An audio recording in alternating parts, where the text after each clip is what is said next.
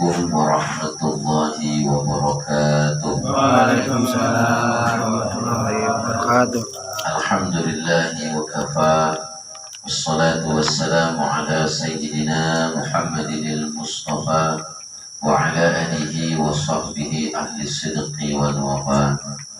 Ashhadu an la ilaha illallah wahdahu la syarika lah wa ashhadu anna Muhammadan abduhu wa rasuluhu la nabiyya ba'dah. Qala Allah ta'ala fi ayatihil karimah a'udzu billahi minasy syaithanir rajim. Bismillahirrahmanirrahim. Wa ahallallahu al-bai'a wa harrama riba al-ayat. Wa qala Rasulullah sallallahu alaihi wasallam la tabi'anna syai'an hatta taqbidah al-hadis. Sadaqallahul azim. وصدق رسوله النبي الحبيب الكريم ونحن على ذلك من الشاهدين والشاكرين والحمد لله رب العالمين. Yang saya hormati dan yang saya muliakan itu Ketua Pengurus Mushola Al-Ibtidaiyah Al-Mukarram Bapak Murcito. Yang saya hormati dan yang saya muliakan Sesepuh Mushola Al-Ibtidaiyah Al-Mukarram Bapak Umud, dan juga yang saya hormati Bapak Ustadz Edi.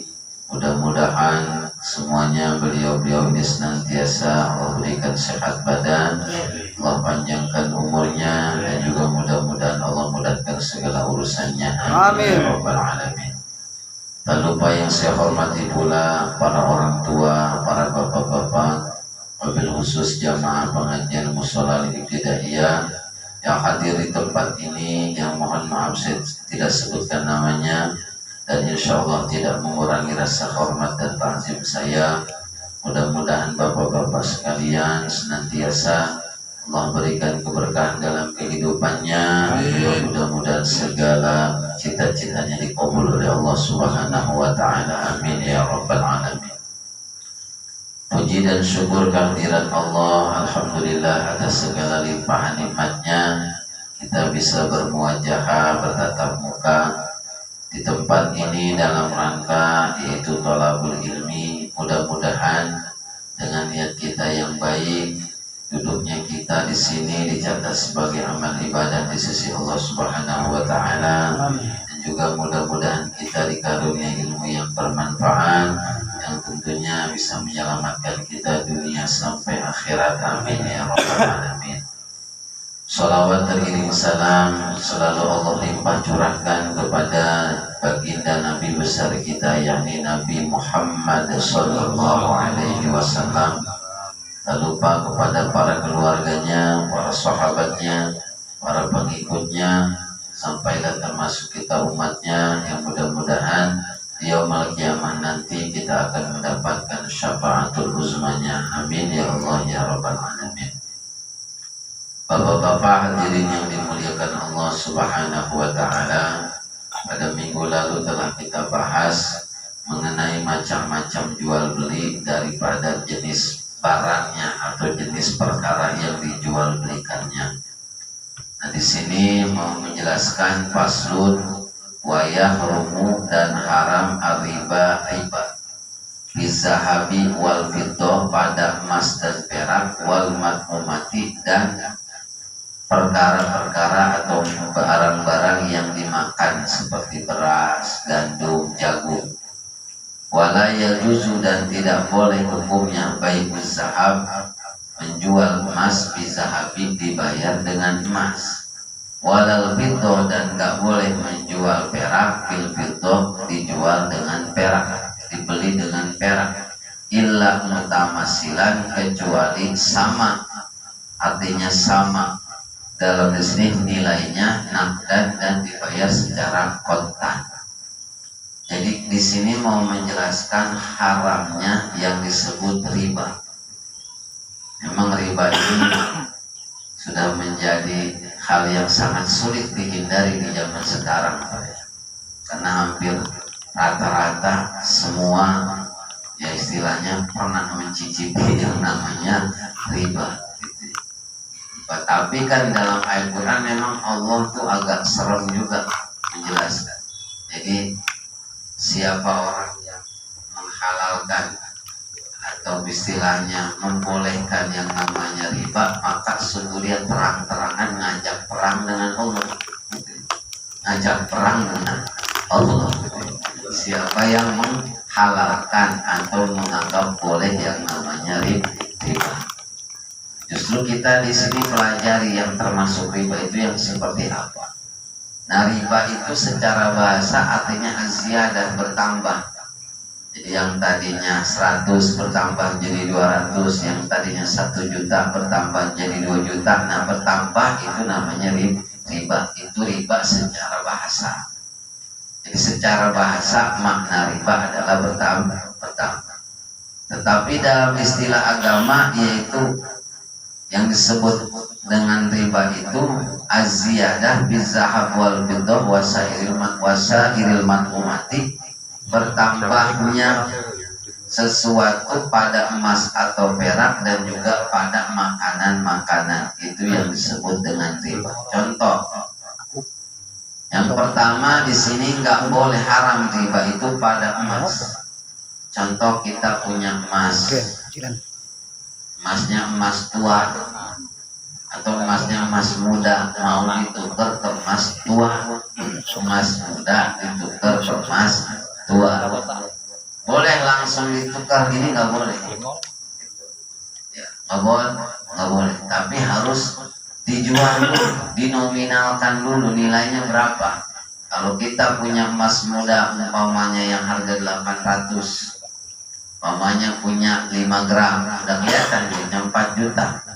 Kita mau ke emas tua, sementara emas tua harganya 1.150.000 katanya Pak. Kata yang beli emas harganya 1.150.000, berarti cuma dapat 3 gram lebih kan? Ya kan? Artinya nggak sesuai. Yang tadi 800 bisa mencapai 5 gram, mohon maaf 5 gram. Yang ini mah hanya mendapat 3 gram lebih, gitu. Nggak sampai 4 gram. Nah itu perlu begitu. Nggak bisa langsung saya menukar emas tua ke emas muda, nggak bisa langsung, tapi pasti dijual dulu, karena ketika langsung ditukar itu ada kemungkinan salah satu ada yang lebih uangnya. Nah kalau ada yang lebih, itulah lebih tadi namanya riba.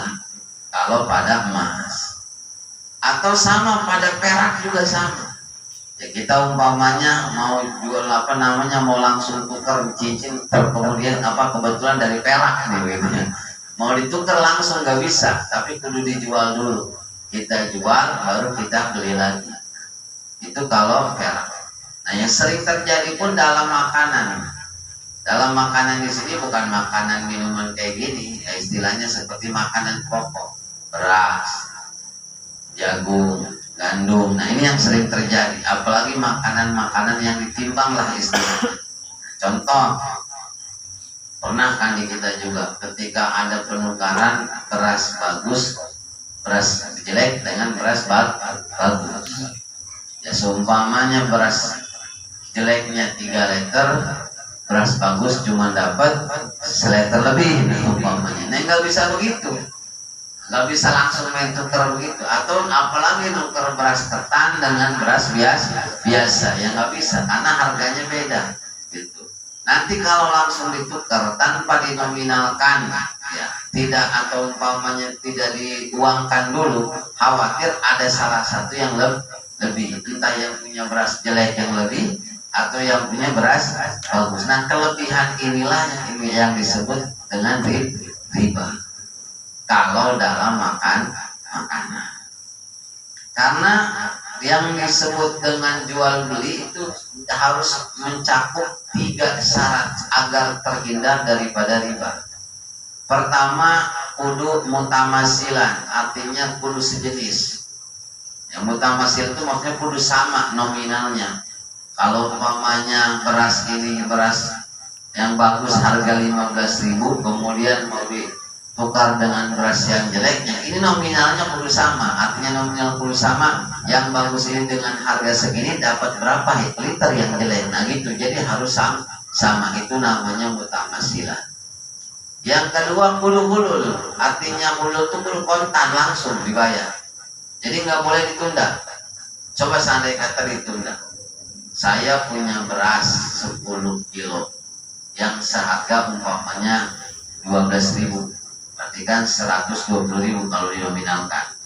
Mau ditukar dengan jagung, sementara jagung mah sekilonya cuma 6.000 umpamanya, setengah dari harga beras. Saya mau tukar nih, akhirnya kita punya kesepakatan kan, ketika saya mengeluarkan beras 12 kilo ditukar dengan jagung berarti 4 kilo. Saya udah ngasih beras, nah cuman ini jagung nggak langsung dikasihnya minggu besok. Nah ini nggak boleh. Sebab kenapa? Ada kemungkinan ini harga beras atau harga jagung akan berubah. Gitu. Maka ntar terjadi yang namanya riba. Itulah disebut riba nasiah nantinya. Tuh, jadi kudu makanya kudu kontan, artinya kudu langsung. Ketika kita mau nuker beras dengan jagung kudu langsung. Nah, kudu langsung ini berasnya di jagungnya. Kemudian syaratnya yang ketiga wal qabdu taqabud, artinya taqabud itu saling nampak. Ya sebenarnya nampak, nah artinya saling yadan biadin, saling menampak barang. Artinya ketika saya bawa beras, ada orang yang bawa jagung, saya nerima jagungnya, dia nerima berasnya langsung di situ. Nah itu namanya taqabud, saling memegang barang. Itu syaratnya supaya terhindar dari riba. Barangnya kudu sama nominalnya, kedua kudu kontan, yang ketiga kudu langsung menerima barang. Nah, ketika tiga hal ini tidak ada, maka ada kemungkinan terjadi riba. Itu. Yang pertama, jadi riba itu apa? Jadi riba itu sebenarnya macam-macam ya. Ada yang bilang 5, ada yang bilang 4, ada yang bilang 3. Pertama, riba itu terjadi satu dalam transaksi jual beli, yang kedua dalam transaksi utang piutang. Dalam transaksi jual beli riba ada dua, ada riba fadli, ada riba nasiah.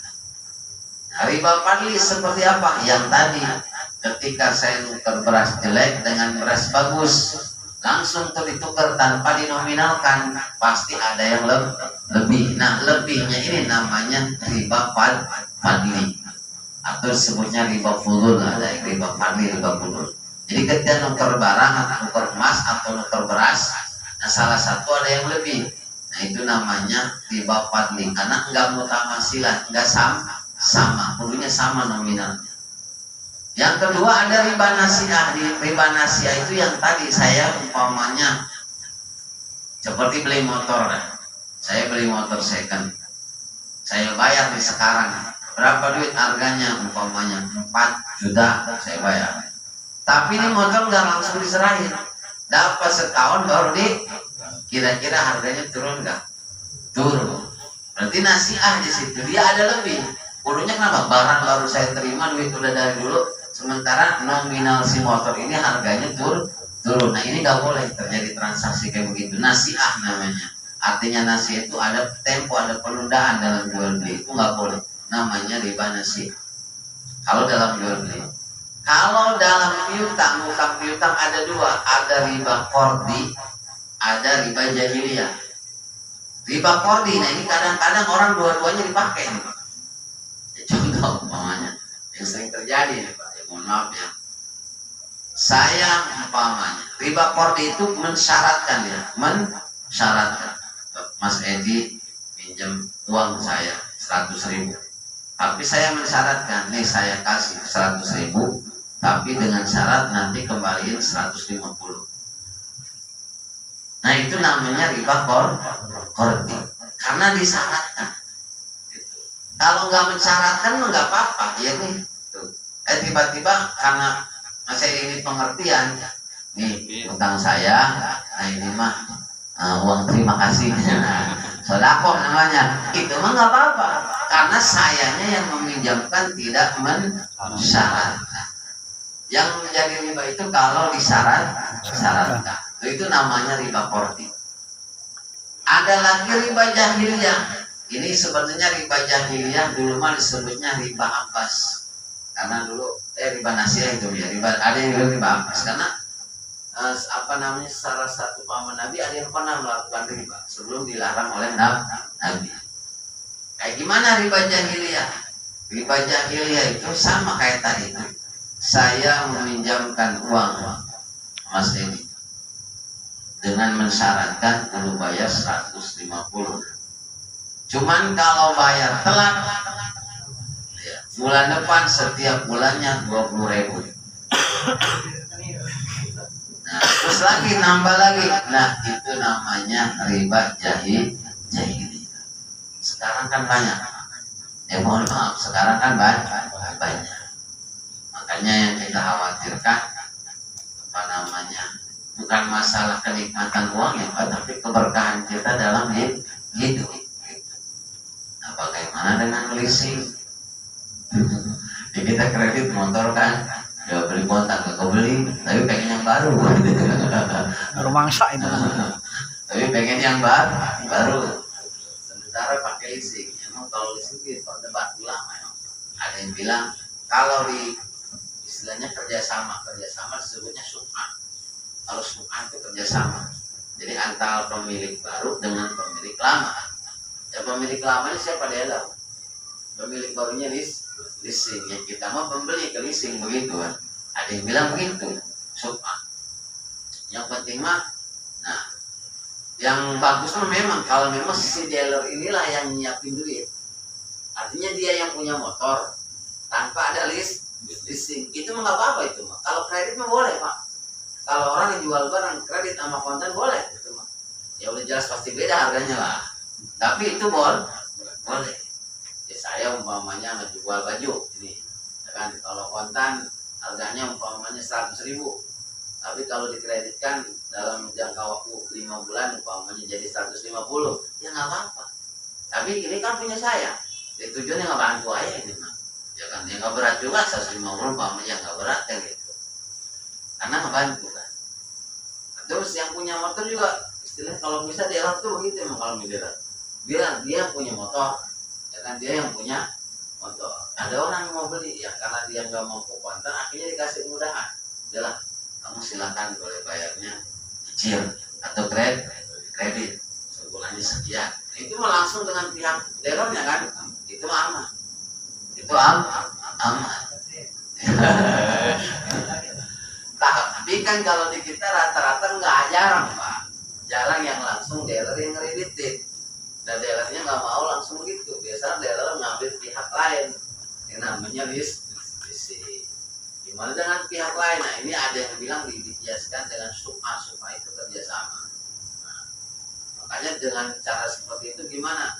Bolehkah? Ada yang bilang menurut kalau istilahnya jelas itu boleh. Intinya boleh. Tapi kan rata-rata di kita kalau udah main ke situ ada syarat, ya kan? Setelah sedikit sekian persen. Itu yang jadi syaratnya ini nih Pak, yang nggak boleh sebenarnya syaratnya. Apabila masih bersyarat. Makanya kalau istilahnya ya bersabar memiliki barang itu memang susah. Dan kalau nggak begitu nggak punya. Kalau nggak begitu nggak punya Ustaz. Sementara kita butuh motor namanya, ya kadang begitu kan alasannya gitu. Tapi sebenarnya ya itu pihak ketiganya ini. Gimana kalau dengan bank syariah? Nah kalau mau kita ke bank syariah, disebutnya kan dia apa namanya? Disebutnya sekarang tuh ada. Jadi dia yang beli bank ini, dia yang beli motor. Udah kita tinggal bayar ke bank aja. Di leasing juga sudah gitu kan sistemnya. Ya, sama dengan bank. Ya, sama dengan bank. Penting tadi ketika kita mengkredit barang itu pastikan ada istilahnya pernyataan yang harus kita baca. Nah ini pernyataannya inilah yang harus kita baca. Itu sehingga ketika kita udah tanda tangan kita udah paham isinya. Jangan sampai ntar ada kesalahpaham. Ketika nggak bayar 5 bulan tarik ke begini ya, baca dulu makanya. Nah kan begitu tadinya kan kita ada kesepakatan enggak begitu. Nah di situ ada kita tanda tangannya yang penting punya motor gitu kan. Iya, jarang dibaca begitu. Ya kadang-kadang nggak paham, ternyata tadi nggak baca dulu. Yang pentingnya kita baca itu begitu.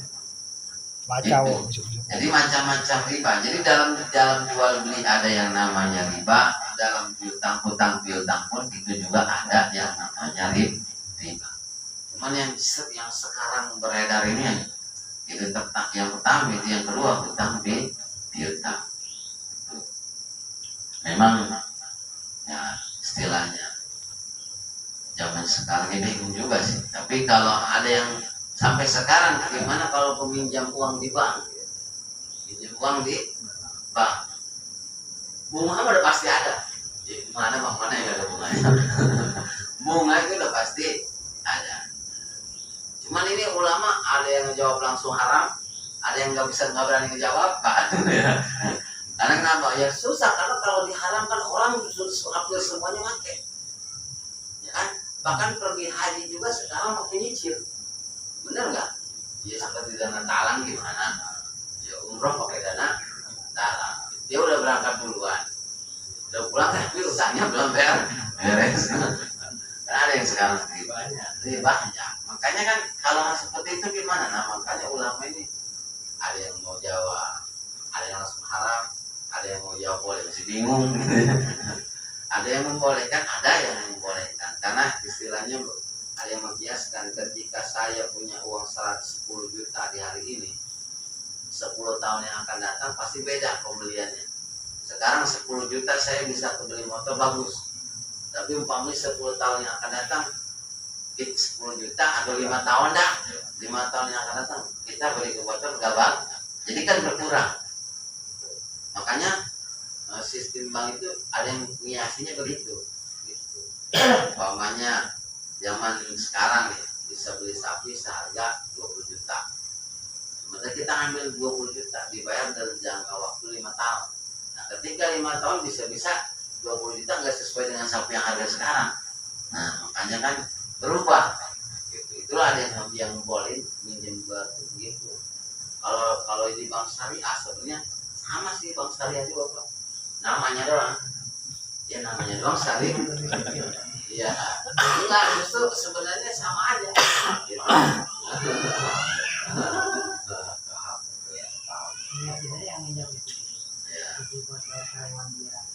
Iya sebenarnya sama aja di bank syariah juga, cuman kan bahasanya doang mudharabah ya kan. Ada yang wadiah, ya wadiah itu nitip kita. Ada yang mudharabah, kalau mudharabah bagi hasil. Ada yang begitu, ada yang wadiah hanya nitip saja. Cuman ada yang bilang gini, yang penting kan begini, kita minjem uang ke bank dengan kita tahu tuh umpamanya oh yang sekian biaya administrasi, sekian ini yang bunga ini untuk umpamanya untuk apa, oh ternyata untuk gaji karyawan ya, karena kan nagih juga pencatatan butuh orang ya kan. Kalau yang nyatet siapa yang nyatet? Ya karyawannya, jadi dia butuh digaji. Nah kalau kita tahu ke situ jelas, kita menyetujui nggak apa-apa. Ada yang bilang begitu karena kita paham, yang penting kita ridho kan ya, kecuali kita nah, kita masih ngomong begitu. Nah kalau masih ngomong begitu kita berarti masih ada kagak ridho. Nah itulah bisa jadi ribanya di situ. Nah sekarang kalau bank umpamanya riba kita bingung Pak, oh bank mau uang lebih baik karena sekarang yang mengeluarkan duit kan bank ya. Jalan beli motor pakai duit, ya jalan juga pakai duit, pergi haji juga naik pesawat bayarnya pakai.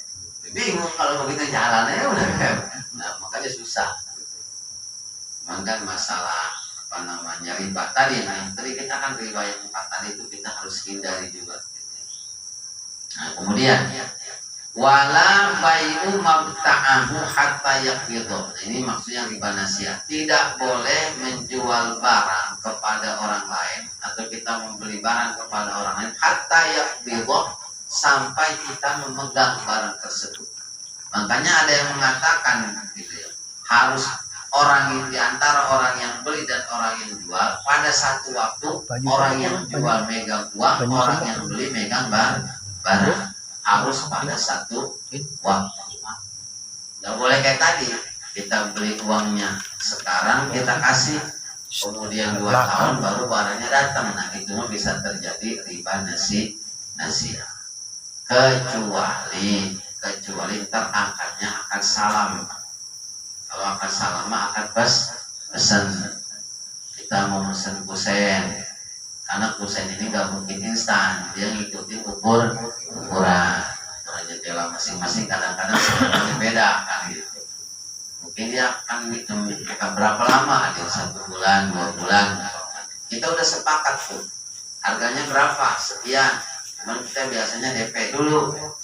Nah, datang barang kita kontarin, nah, itu namanya akad salam. Itu boleh kalau akad salam. Karena akad salam pesan kita. Dan si harga jendela ini pas datang memang udah itu baru gitu. Nggak istilahnya bekas make. Nah, nggak boleh kayak tadi. Jadi wala farqa baina bai'ihi di ghairil bai' aw lil bai' di umil. Jadi kita nggak boleh jual kita barangnya kita bawa dulu terus duitnya entar. Sepakatannya konten tapi pas ketika datang barang kita nggak bayar, nah, itu nggak boleh juga. Kecuali karena akad di dalam akad itu kan Allah sudah memfasilitasi, ada salam, kemudian ada langsung kontan, ada yang muajalan artinya di tempo atau di kredit. Silakan, itu boleh, itu boleh. Kemudian walaya juzu bai'ul lahmi bil hayawan, nggak boleh beli daging dengan hewan. Saya mau beli daging sapi dibayar sama kambing hidup. Nah, namanya kambing ditimbang, ada 30 kilo. Kita beli daging 30 kilo sah, dengan ditukar dengan kambing nggak bisa. Itu nggak bisa. Karena kenapa? Ya satu, baik yang sejenis atau sejenis lah. Sejenis gimana? Beli daging sapi pakai sapi hidup, gitu. Beli daging sapi pakai sapi itu nggak boleh. Ngaji biarin.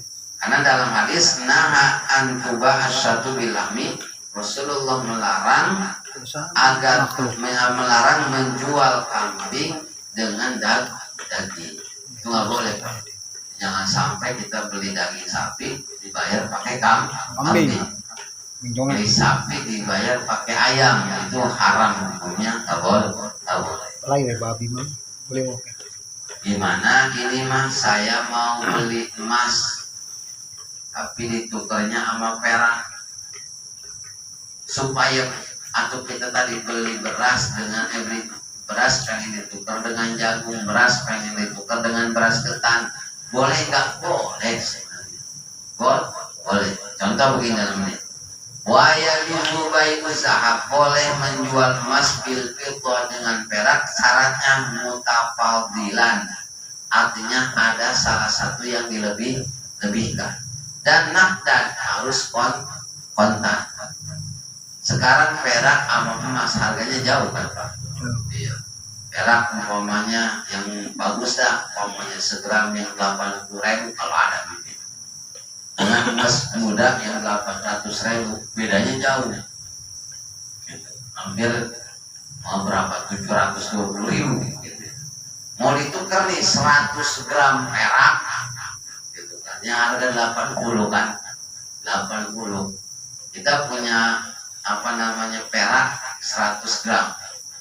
Kalau dinominalkan yang 100 gram ini dengan 80.000, kan 8 juta, ya kan? Ditukar dengan emas. Berapa emas? Berarti kalau 8 juta, kalau yang harga 100, yang harga 800 dapat berapa? 10 gram. Ya kan? Jadi 100 gram ditukar dengan 10 gram. Boleh. Karena mutafadilan, si peraknya dilebihin. Itu nilainya lebih. Itu boleh. Itu mutafadilan. Jadi jangan sama peraknya segram, emasnya wah, itu merugi jelas. Itu namanya riba. Apa yang ada? Atau tadi berasnya, tadi aja beras biasa dengan beras ketan. Namanya beras ketan 20.000, beras biasa 10.000. Ya, intinya palingnya 50%. Kalau kita pengen beras ketan, kita punya beras biasa, berarti 1 liter beras ketan kita 2 liter beras biasa. Ya begitu mutafadilan. Artinya mutafadilan salah satu dilebihkan supaya nggak terjadi riba. Kemudian jadi wa yajuzu bai'ul jinsi minha bi jinsi mutafadilan wa yajuzu bai'ul jinsi minha bi ghairihi mutafadilan naqda.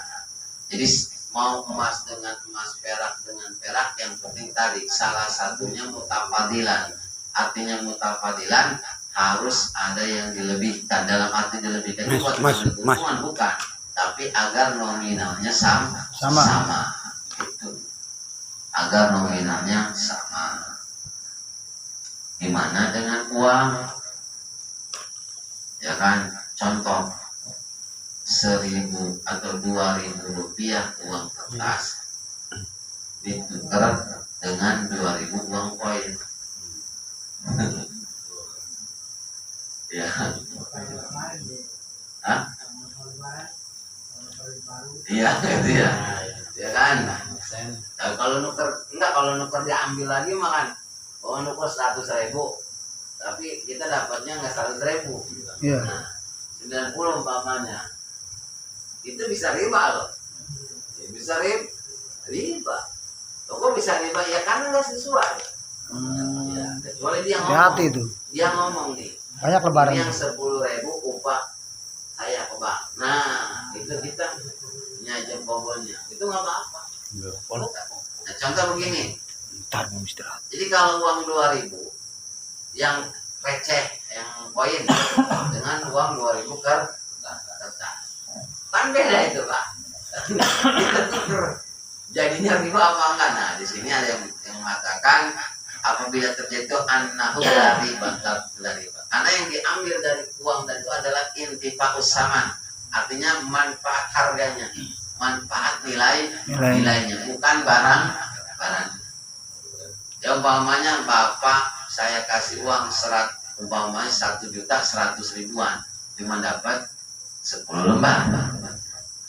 Dengan saya kasih uang 1 juta, uang 10.000-an, ya sama aja sebenarnya, ya kan? Ya sebenarnya sama. Jadi kita nggak iri nggak? Ya ada yang ngasih duit ya, yang ngasih duit gitu.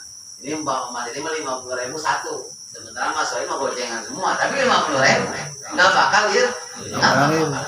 Ya karena sama. Karena yang diambil itu adalah manfaat harganya, nilainya, bukan nominal, bukan jenis uang sekalipun.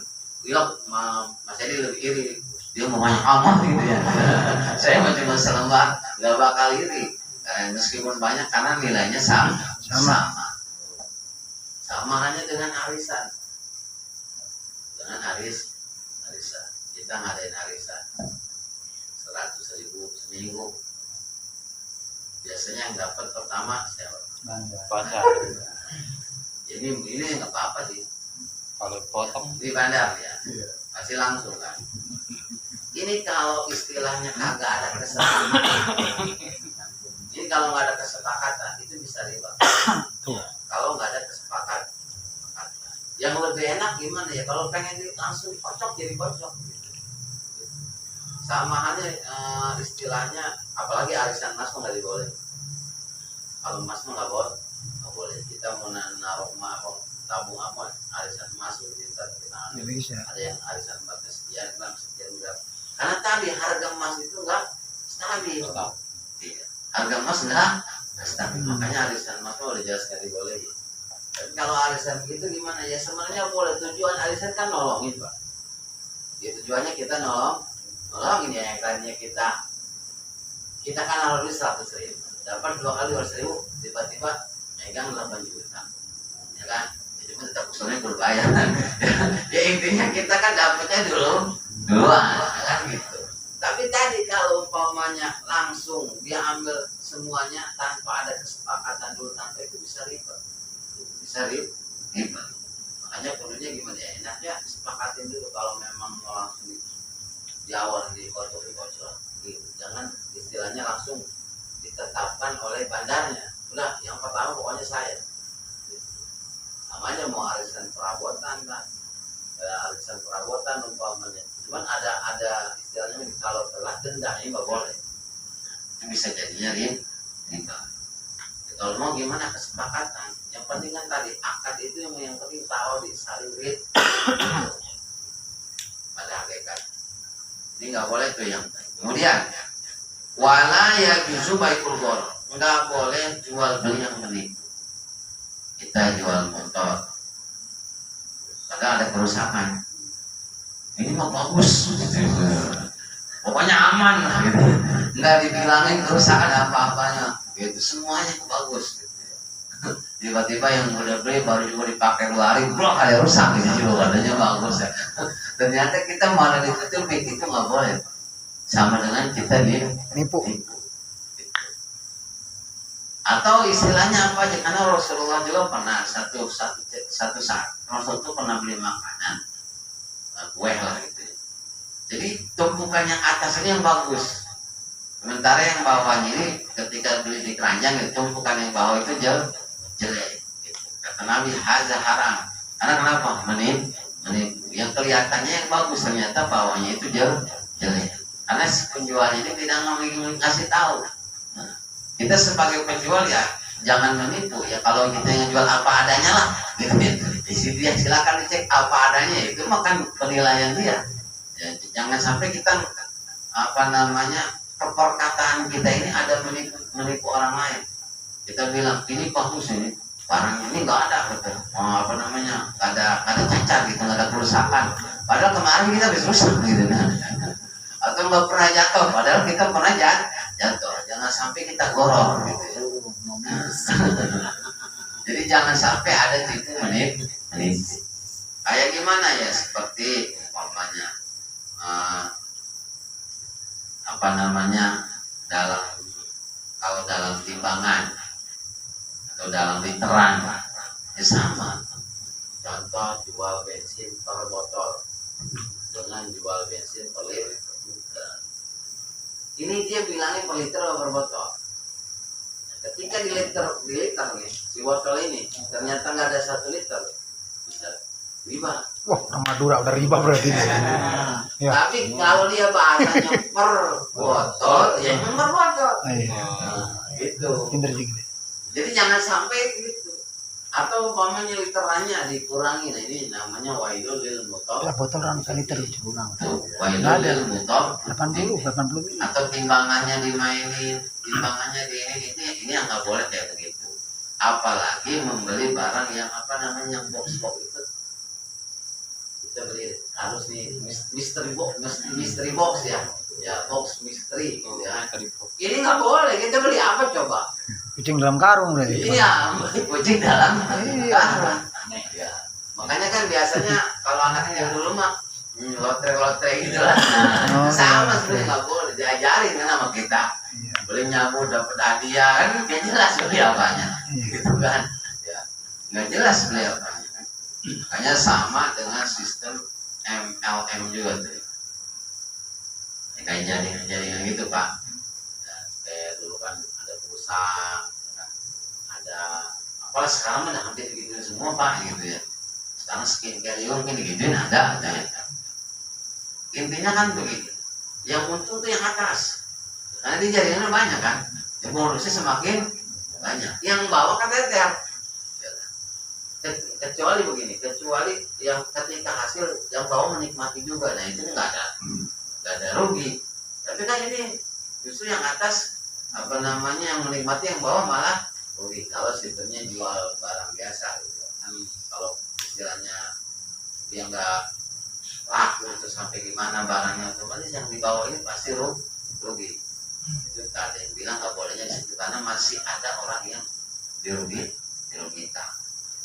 Jadi nggak boleh kita jual beli secara tipu. Contohnya lagi sama ketika kita menjual jambu, menjual mangga yang masih pentil, belum jelas buahnya, yang istilahnya belum jelas bagus buahnya, itu juga nggak boleh karena takutnya tadi ada unsur menipu.